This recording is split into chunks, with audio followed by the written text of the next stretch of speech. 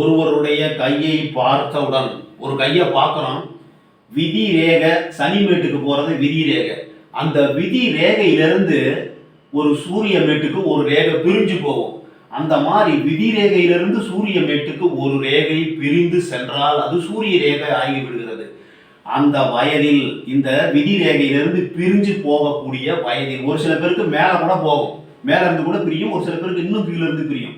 இந்த விதி ரேகையிலிருந்து அந்த சூரிய மேட்டுக்கு ரேகை பிரிந்தால் ஒரு முயற்சியினால், ஒரு அந்தரங்கமான ஒரு திறமையினால் வாழ்வில் வெற்றி பெறுவது உறுதி.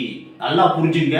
அவங்களுக்கு தனியா ஒரு திறமை நிறைய இருக்கும். அவங்கள்ட்ட எல்லார்ட்டையும் இல்லாத திறமை நிறைய இருக்கும். அவருடைய செயல்கள் மூலமாக, அவர்களுடைய அந்தரங்கமான முயற்சி மூலமாக வாழ்வில் வெற்றி அடைவார். இந்த மாதிரி விதி ரேகையிலிருந்து சூரிய ரேகை கிளம்பி போச்சுன்னா சூரிய மேட்டுக்கு நல்லா வெட்டு தூண்டு